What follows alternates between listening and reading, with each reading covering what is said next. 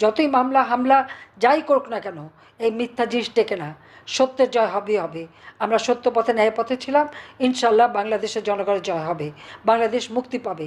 আমি আছি বাংলাদেশের জনগণের সাথে, যেখানেই থাকি। আমাদের দুর্ভাগ্য যে এই ইউনূস 2007 সালে যখন এমার্জেন্সি, তখন এসেছিল দল করতে, ব্যর্থ হয় করতে না পেরে। কিন্তু তার ক্ষমতার লোভটা কিন্তু যায়নি, এবং এই লোভটাই ছিল এই কারণে যে দেশকে বিক্রি করে দিয়ে সে ক্ষমতা আসতে চেয়েছিল, যেটা আমি কখনো করতে চাইনি। কারণ বে অফ বেঙ্গল ভারত মহাসাগরের মাঝে একটা উপসাগর, যেখানে আমাদের যে অধিকার 1974 সালে জাতির পিতা বঙ্গবন্ধু শেখ মুজিবুর রহমান আইন করে যান, মেরিটাইম বাউন্ডারি অ্যাক্ট। দুর্ভাগ্যের বিষয় হলো 1975 সালের পর জিয়াউর রহমান, এরশাদ, খালেদা জিয়া যারাই ক্ষমতা এসেছে, সমুদ্রে আমাদের যে অধিকার আছে এই অধিকারটা রক্ষা করার কোনো ব্যবস্থা তারা নেয়নি। একমাত্র আওয়ামী লীগ যখন ক্ষমতা আসে 96 সালের থেকে আমরা এটা উদ্যোগ নিই, আমরা পদক্ষেপ নেই, এবং দ্বিতীয়বার যখন আমরা আসি তখন আপনারা জানেন যে আন্তর্জাতিক আদালতে মামলা করে মিয়ানমার এবং ভারতের কাছ থেকে আমরা বিশাল সমুদ্র সীমা অর্জন করি, এবং এই সমুদ্র সম্পদ যাতে আমাদের অর্থনীতির কাজে লাগে তার জন্য পদক্ষেপ নিই, সুনীল অর্থনীতি নীতিমালা ঘোষণা দিই, এবং একটা ইনস্টিটিউশন আমরা গড়ে তুলি, সমুদ্র গবেষণা ইনস্টিটিউট আমি গড়ে তুলেছি কক্সবাজারে। আমাদের দুর্ভাগ্য যে আজকে ইউনূস ক্ষমতা দখল করেছে। কিভাবে? জনগণের ভোটে ক্ষমতা এসেছে? না। কোনো সংবিধান মোতাবেক এসেছে? না। আমাদের বিরুদ্ধে, বিশেষ করে আমি এবং আমাদের ছেলে মেয়ে, আমাদের আওয়ামী লীগের নেতাকর্মীদের বিরুদ্ধে অকথ্য মিথ্যা অপপ্রচার দীর্ঘদিন ধরে পরিকল্পিতভাবে করে যাচ্ছে। এবং আপনারা যখনই ট্রাম্প সাহেব আমেরিকার প্রেসিডেন্ট হলেন তখনই আসল কথা বেরোলো, সে ডিপ স্টেটের চক্রান্ত, ইউএসআইডের টাকা, সোরস নামে ইহুদি ধনকুবেরের টাকা, সেই অর্থ, এবং ইউনূস যে গ্রামীণ ব্যাংক এবং টেলিকমিউনিকেশনের অর্থ আত্মসাৎ করে, সেটা পাচার করে এবং ট্যাক্স ফাঁকি দিয়ে দুর্নীতি করে যে সমস্ত অর্থ বানিয়েছে সেগুলি ব্যবহার করে অপপ্রচার চালিয়ে মানুষের কাছে একটা বিভ্রান্ত সৃষ্টি করা। এবং কোটা আন্দোলন যেটা 2024 সালের 7 জুলাই শুরু হয়েছিল, 14 জুলাই পর্যন্ত কিন্তু এই ছাত্রদের কেউ কিচ্ছু বলেনি। কিন্তু 15 জুলাই থেকে যখন তারা পুলিশ হত্যা, আওয়ামী লীগ নেতাকর্মী হত্যা, তাদের পা বেঁধে ঝুলিয়ে রাখা, মেট্রো রেল থেকে শুরু করে বিটিভি ভবন থেকে শুরু, একে একে অগ্নিসন্ত্রাস শুরু করলো। একটা পুলিশকে যখন হত্যা করা হয়, গাছে ঝুলে মারা হয়, তাকে রক্ষা করা এটা তো পুলিশদের দায়িত্ব। আজকে আপনারা কি দেখতে পাচ্ছেন? একের পর যেভাবে বিভৎসভাবে পিটিয়ে পিটিয়ে মানুষ হত্যা, ইউনূসের এই সন্ত্রাসী বাহিনী এবং সমস্ত জঙ্গি, যে জঙ্গিদের জেলখানা থেকে সে মুক্ত করে দিয়েছে, কারণ এই জঙ্গিদের হাত ধরেই তো সে ক্ষমতা এসেছে। আজকে বাংলাদেশ একটা জঙ্গির দেশ, যেখানে সেখানে হত্যাকাণ্ড চালানো হচ্ছে, এবং 15 জুলাই থেকে যতগুলি হত্যাকাণ্ড ঘটেছে প্রত্যেকটা হত্যাকাণ্ডের জন্য দায়ী ডক্টর ইউনূস এবং তার এই জঙ্গি এবং সন্ত্রাসী বাহিনী, বিএনপি জামাত জোট। তারা পিঠে পিঠে মানুষ হত্যা করেছে, থানায় লুট করেছে, প্রায় 460টা থানা আগুন দিয়ে জ্বালিয়ে দিয়েছে, আওয়ামী লীগের নেতাদের হত্যা করে আগুন দিয়ে পুড়িয়ে দিয়েছে, বাড়ির ভিতরে আগুন দিয়েছে, সেখানে মানুষ পুড়ে মারা গেছে। তার কোনো হিসাবও নেই যে কত মানুষ মারা গেছে। না হলেও প্রায় 10,000 মানুষকে হত্যা এবং আহত করেছে, এবং বাবা মা ভাই বয়োবৃদ্ধ কেউ রেহাই পায়নি। 13 বছরের ছোট্ট শিশু বা 3 বছরের শিশুকেও কারাগারে বন্দি করেছে মায়ের সাথে। এই ধরনের চরম অরাজকতা। ফ্যাসিবাদকে, স্বেচ্ছাচারকে আওয়ামী লীগ আমলে কি একটা ঘটনা দেখাতে পারবে? 3,000-এর মতো সাংবাদিক চাকরি হারিয়েছে, গ্রেপ্তার করেছে, 8 জনকে হত্যা করেছে এবং মিথ্যা মামলা দিয়ে হয়রানি করেছে। আওয়ামী লীগ আমলে তো একটা সাংবাদিকও এভাবে চাকরি হারায়নি বা কাউকে হত্যাও করা হয়নি, কারাগারে দেয়নি। আইনজীবী 93 আইনজীবী একই সাথে কারাগারে ভরে ফেলল। তারপরে তাদের কিছু কিছু জামিন হয়েছে, এখনও সবার জামিন হয়নি। আইনজীবীদের উপরে এইরকম জুলুম অত্যাচার, তাদেরকে পিটিয়ে মারা হলো, তাদেরকে রাস্তায় ফেলে পিটিয়ে মারা, তাদের কোপানো, এবং কোর্টে যেতে পারবে না। অস্ত্রধারীরা যে চিফ জাস্টিসের এজলাস এবং তার বাড়িতে হামলা এবং জজ সাহেবদের পদত্যাগে বাধ্য করা, শিক্ষকরা স্কুল কলেজ ইউনিভার্সিটি ছাত্রছাত্রীরা শিক্ষকদের অপমান করা, তাদেরকে দিয়ে জোর করে পদত্যাগ করানো, মানে চরম একটা অরাজকতা সৃষ্টি। আর আজকে একে একে ইন্ডাস্ট্রি বন্ধ। আজকে নারী শ্রমিকরা চাকরি হারিয়ে কাঁদতে কাঁদতে বাড়ি গেছে, না খেয়ে আছে। প্রায় 100-150 ইন্ডাস্ট্রি বন্ধ হয়ে গেছে। সমস্ত শ্রমিক, প্রায় লাখখানেক শ্রমিক আজ বেকার, তাদের কোনো কাজ নাই, কোনো খাবার নেই। আপনারা নিজেই একটু হিসাব করে দেখেন, কক্সবাজারের সমস্ত উন্নয়ন কাজ প্রায় বন্ধ। এই মাতার বাড়ি বিদ্যুৎ কেন্দ্র থেকে শুরু করে ব্যাপক কর্মসূচি আমরা হাতে নিয়েছিলাম, এবং জাপান সরকার আমাদের পাশে দাঁড়িয়েছিল। $6 বিলিয়ন এখানে ইনভেস্টমেন্ট করবে। সেখানে বিদ্যুৎ কেন্দ্র থেকে শুরু করে বিভিন্ন উন্নয়নের কাজ হবে।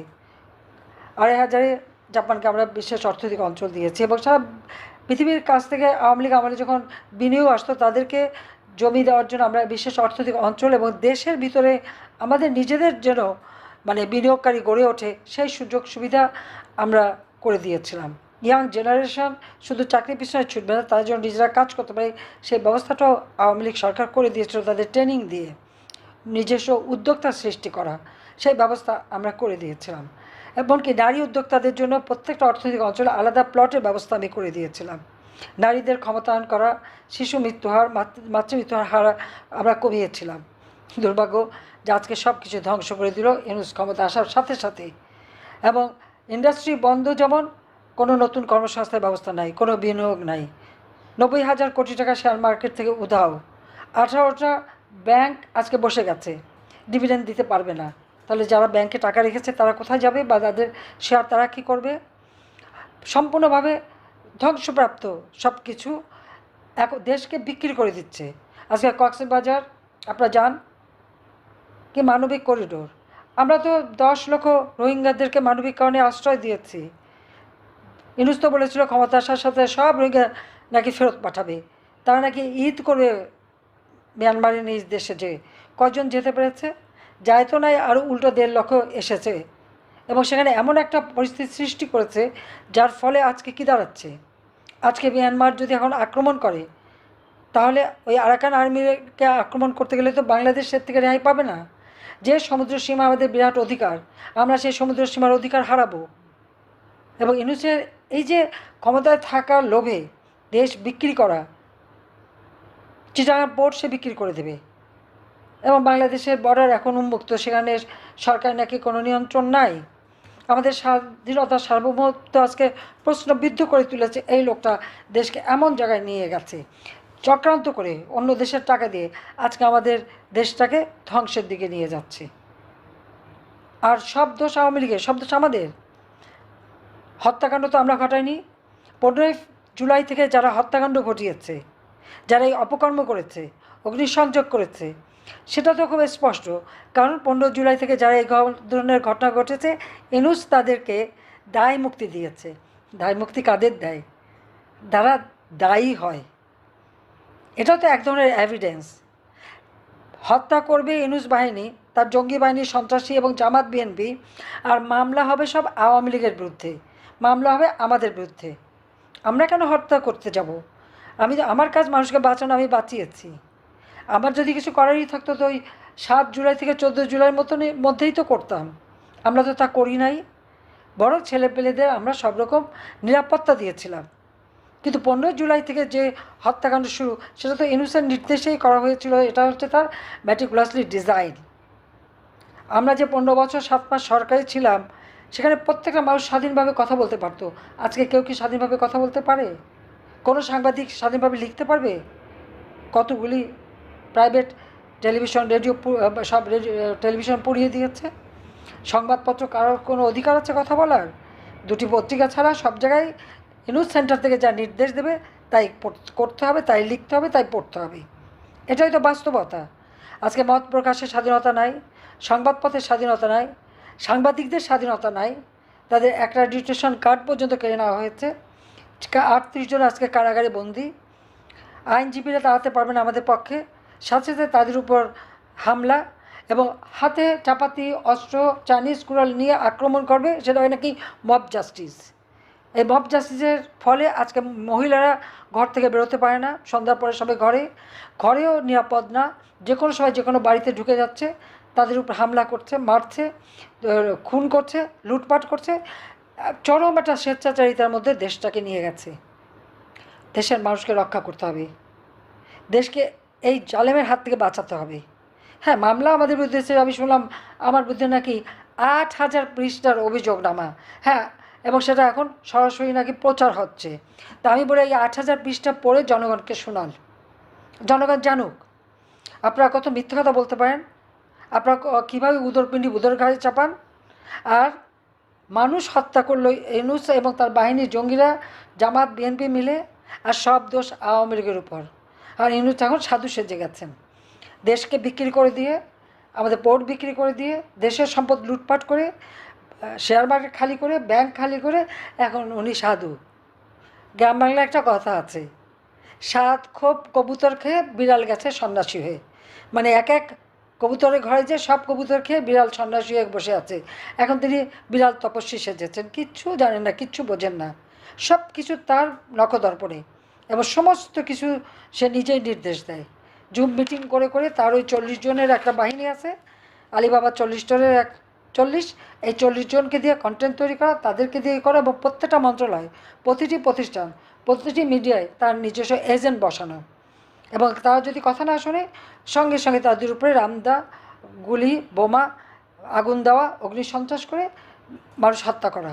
এবং এ পর্যন্ত যত হত্যাকাণ্ড ঘটেছে কেউ ন্যায় বিচার পাবে না, কারণ তারা দায় মুক্তি দিয়েছে। পুলিশ হত্যার বিচার পাবে না, দায় মুক্তি দিয়েছে। এমনকি আজকে যেটা সবথেকে অবাক কাণ্ড, আমরা দেখলাম যে একজন সেনা সদস্যকে মেরে ঝুলিয়ে রাখা হয়েছে। এর আগে পুলিশ আর আওয়ামী লীগের নেতাকর্মী মেরে ঝুলিয়ে রাখা হয়েছিল, এখন সেনা সদস্যের গায়ে হাত দিয়েছে। এমনকি সেনাবাহিনীর উচ্চ অফিসার, প্রশাসন অফিসার, সিভিল অফিসার, প্রত্যেকের বিরুদ্ধে মামলা, তাদের হয়রানি, তার একের পর চাকরির থেকে তাদেরকে বিতাড়িত করে দেওয়া হচ্ছে। যে পরিমাণ চাকরি হারা হয়েছে মানুষ, কই আওয়ামী লীগের আমলে তো তা হয়নি। কে কোন দল করে সেটা তো দেখিনি। মানুষকে যখন সহযোগিতা করেছি, মানুষকে মানুষ হিসেবে করেছি, দল মত নির্বিশেষে করেছি, প্রত্যেকটা মানুষের মৌলিক অধিকার নিশ্চিত করেছি। অপরাধটা কোথায়? কী অপরাধ করলাম? আওয়ামী লীগ বাংলাদেশ স্বাধীন করেছে, সেটা অপরাধ? সেই জন্যই 32 নম্বর ভেঙে দেওয়া হলো, আগুন দিয়ে পুড়িয়ে দেওয়া হলো। মুক্তিযুদ্ধের স্মৃতিচিহ্ন মুছে ফেলবে? মুছতে পারবে না। সত্যকে মুছে ফেলা যায় না। বাংলাদেশ আবার এই দুর্বৃত্তদের হাত থেকে মুক্ত হবে। বাংলাদেশ আবার বিশ্ব দরবারে সম্মানের সাথে মাথা উঁচু করে দাঁড়াবে ইনশাল্লাহ। যতই মামলা হামলা যাই করুক না কেন, এই মিথ্যা জিনিস টেকে না। সত্যের জয় হবেই হবে। আমরা সত্য পথে ন্যায় পথে ছিলাম, ইনশাল্লাহ বাংলাদেশের জনগণের জয় হবে, বাংলাদেশ মুক্তি পাবে। আমি আছি বাংলাদেশের জনগণের সাথে, যেখানেই থাকি। বাপ মা ভাই বোন, আমার একটা 2 বোন ছাড়া আমাদের তো আর কেউ নাই, সব হারিয়েছি। ঘর বাড়ি জমি জিরে যেখানে যা ছিল সব জ্বালিয়ে পুড়ে ছারখার করে দিয়েছে। আমাদের না আছে কোনো জায়গায় দাঁড়াবার ঠাঁই, না কিছু। তাতে আমাদের কোনো আফসোস নেই, কারণ আওয়ামী লীগের অগণিত নেতাকর্মী ঘর বাড়ি ব্যবসা প্রতিষ্ঠান পুড়িয়ে দিয়ে তাদেরকে নিঃস্ব করে দিয়েছে। উপরে খোলা আকাশ আছে, বাংলাদেশের মাটি আছে, এটাই যথেষ্ট। ওই মাটি হবে আমাদের ঘর, আকাশ হবে আমাদের ছাদ। এভাবেই আমরা বেঁচে বাংলাদেশকে আবার আমরা উন্নত করব। প্রত্যেকটা মানুষ মনে জোর নিয়ে এগিয়ে যান এই দুর্বৃত্তদের হাত থেকে দেশকে রক্ষা করার জন্য। আপনাদের আন্দোলন সংগ্রাম, জনমত সৃষ্টি, আমাদের কৃষক শ্রমিক মেহনতি মানুষ আজকে যারা কষ্ট আছে তাদের পাশে দাঁড়ান। ইনশাল্লাহ জনতার জয় হবে হবে। জয় বাংলা, জয় বঙ্গবন্ধু, বাংলাদেশ চিরজীবী হোক। খোদা হাফিজ।